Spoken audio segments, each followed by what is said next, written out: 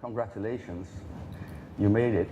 I'm just a warm-up act for the important people, but yeah, thank you for making it. We're testing the tech as well, so I can click. Fantastic. I'll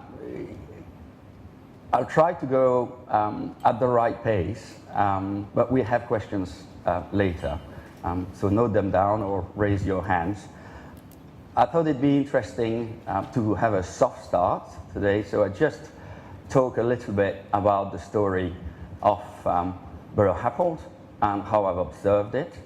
And I think the best way to summarize it is to describe that we're on this journey from talking about BIM to talking digital and using digital to do some meaningful things, and those are outcomes.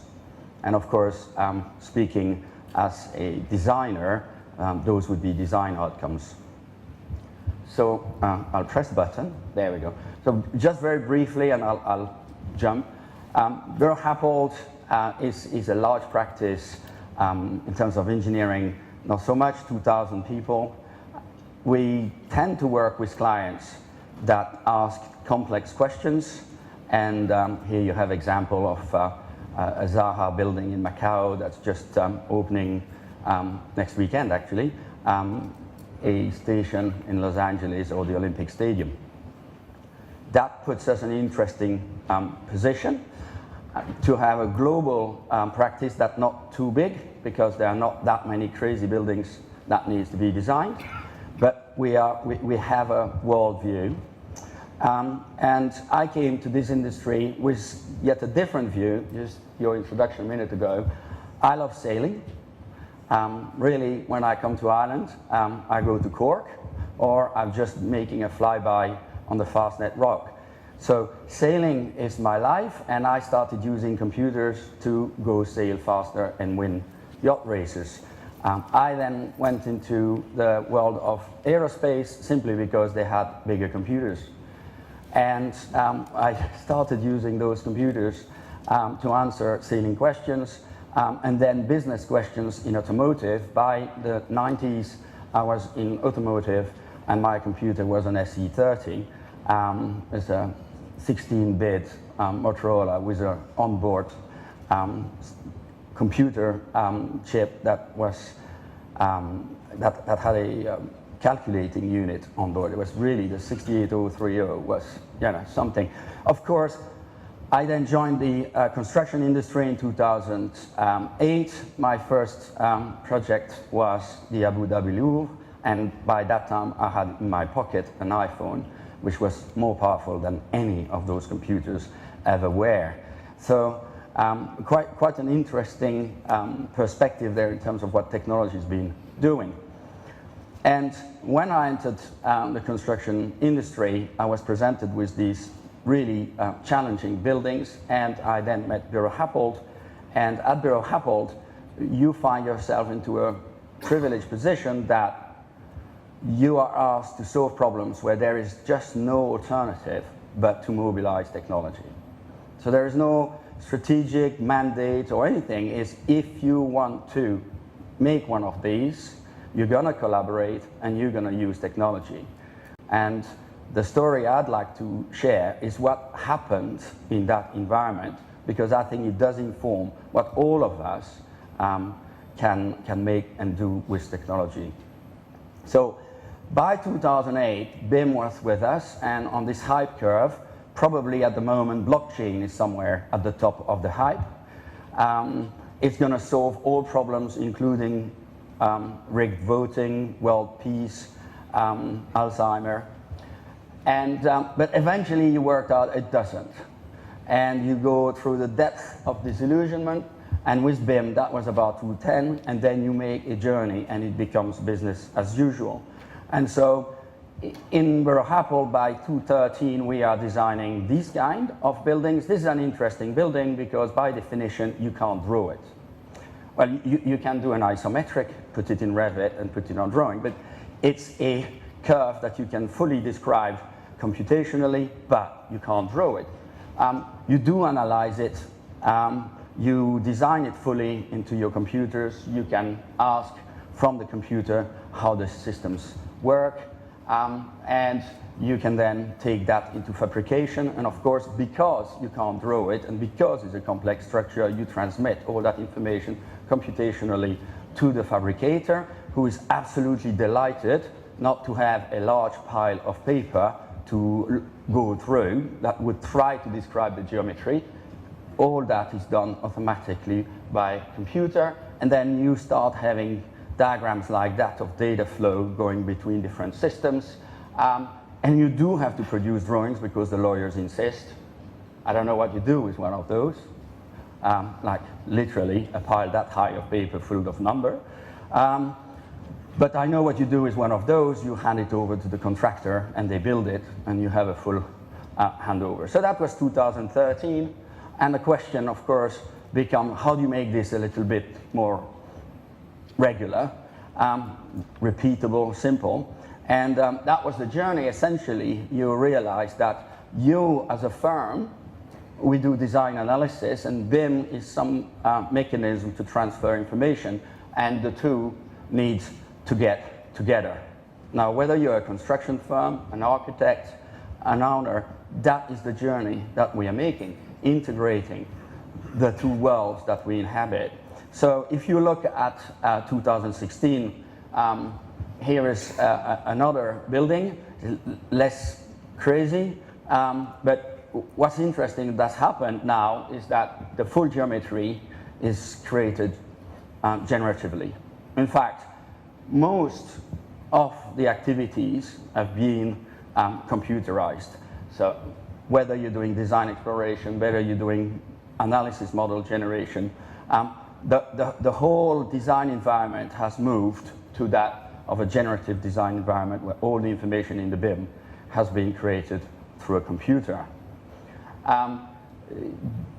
It's a general adoption, so anybody that's in the firm is starting to say, if I have to put it into the BIM or if I have to modify the model, why don't I write a script to do with that? And here are different examples of guys doing different things. At the bottom right, they're just laying out your firefighting system, because ultimately putting sprinkler into a building follows a pretty regular toad pattern. You just encode that toad pattern and then you connect everything.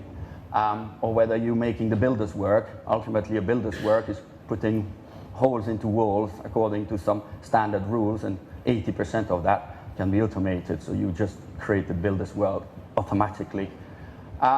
So you end up with a firm that understands, of course, design and Revit and Grasshopper, and then at the other end you start using more and more code, so that you have to not only manage your deliverables but your code, and it means that also you have design engineers, but you have software engineers, and you have things in the middle, computational engineers that bridge that gap, and some are a bit more designy and some are a bit more software-y, but you have a new set of people into your company, and you come to realize that software is indeed eating the world. And this is a 2011 headline of the Wall Street Journal by a chap that some of you may know. He's a venture capitalist. He also invented Netscape and created Mosaic, so he's at the heart of the internet. And he, in 2011, said, I can't help noticing that the largest hotel company is kind of a software company, it's Airbnb, and the largest taxi company, I can't help noticing, is a bit of a software company, etc. And we don't, as an industry, have any dispensation from that observation. We are mobilizing software. And so maybe we can restate BIM as being a medium in which we do our work in a digital way. Instead of saying it's a process, it's a model, it's just how we get our industry to think digital. And it's interesting to also ask ourselves the question, what has changed with technology? I learned English. You can hear my twang. I'm from Belgium. I'm Francophone. I learned English watching Star Trek. It was repeats. I know I'm looking old, but it was repeats. And now everybody has a tricorder in their hands. That is the power of the technology. So we should be expecting more. So when we're talking about BIM, I think we are not expecting enough. You know, from the moment we start thinking BIM, are we talking about digitizing the old world, or are we really using digital thinking? Which then asks the question, well, what does digital design look like in this digital world? And here is 2017. You see, we're making a journey into time, and here is another stadium, and we are ingesting this automatically. So that model gets analyzed. That then creates automatic AI augmentation, for example. In this case, we are doing all the clash analysis. Now, some clashes are important, some are not. How do you determine that? Well, if you've machine learned what that is, what is an important clash, then it can tell you live while you're designing whether you are creating clashes and you're creating design problems for yourself. You can live link your models into your, in this case, CFD, because it's a stadium in Qatar. It needs to be air conditioned from underneath the seats. So you are now generating the whole geometry for the whole stadium automatically out of what you've received from the architect. You're linking it to an IES model because, of course, we're in a stadium here, and we need to have all our MEP systems working. You live link it to a structural analysis, and why not actually live link it to a Unity engine where you put a headset? And what's happening here is that Al is just looking at being inside the stadium, which is fully linked, right? So the architectural model links to the analysis model, that links to analysis, to CFD, to structure, to geometry, and then he grabs the roof. He lowers the roof. Computer recalculates the geometry, puts the CFD, calculate the wind loads, the net loads, the structure, recalculate the structure, and automatically represent the new view of that stadium. Real time. Why would you not?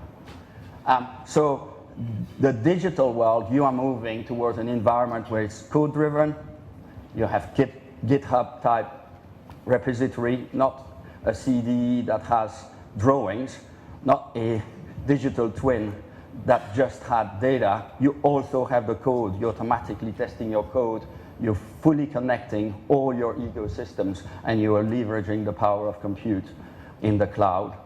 Okay, so with shardable databases in Amazon, you can literally scale up your models. Of course, what you do with that is really what we should be asking, which is the outcome bit of my presentation. So we all start from that point. This was the page of The Economist. We sort of know instinctively, we're told every day, the power of data. Data is everything. Is it? Well, it's interesting. So this is us starting to mobilize the power of the computer and data to look at a site. In this case, it's Stratford Waterfront in London, and saying, okay, you want 2 towers. Which 2 towers? What are your constraints here? So let's just generate every tower and apply the data we already know from towers. Then what we need to understand is, as you are choosing which one, you're in a design space, and now the computer is saying, if what you're trying to do is optimize views because you will sell those flats better, but you also want to constrain your capital cost in terms of MEP system, which is driven by the heat gains. Right, what does that look like? What's my solution? So you're starting to explore your design space as fully augmented by computers.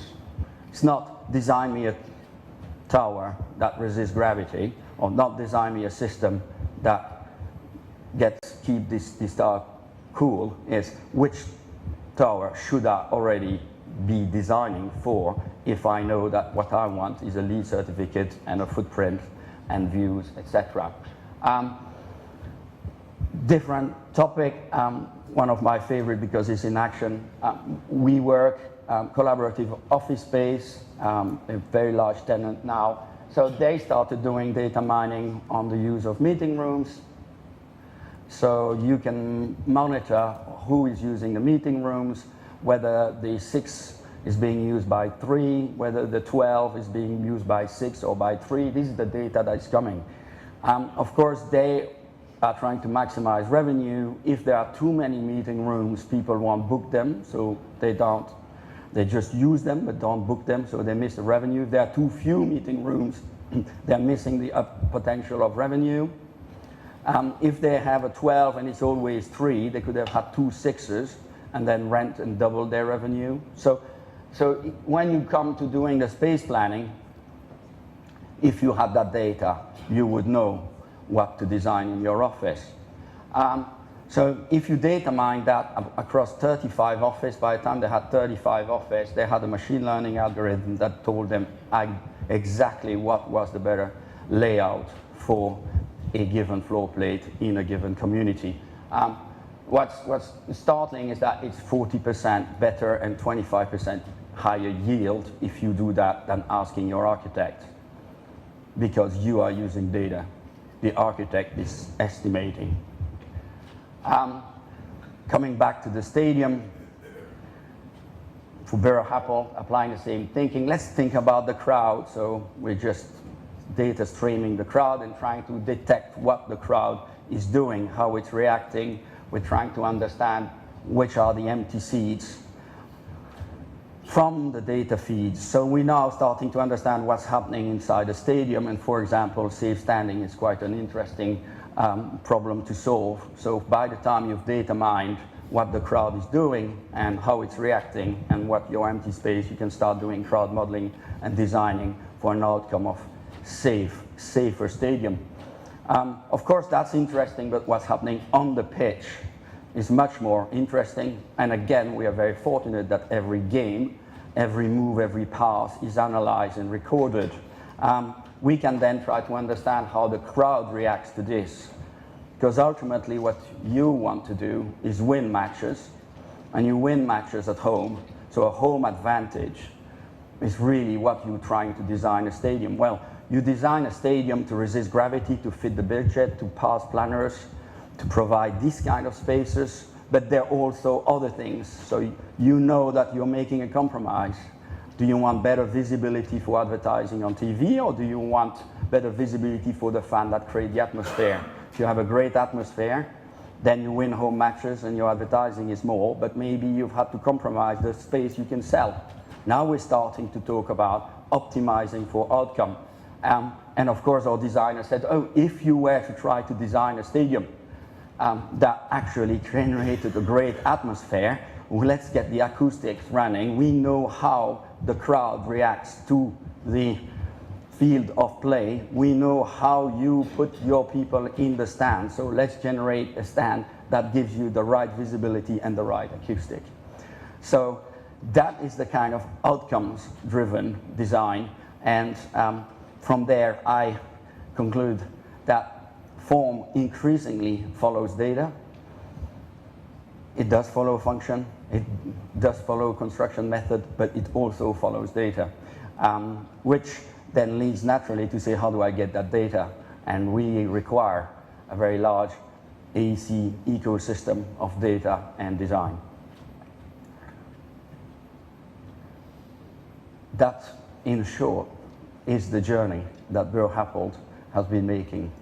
And I'll look forward to answering questions.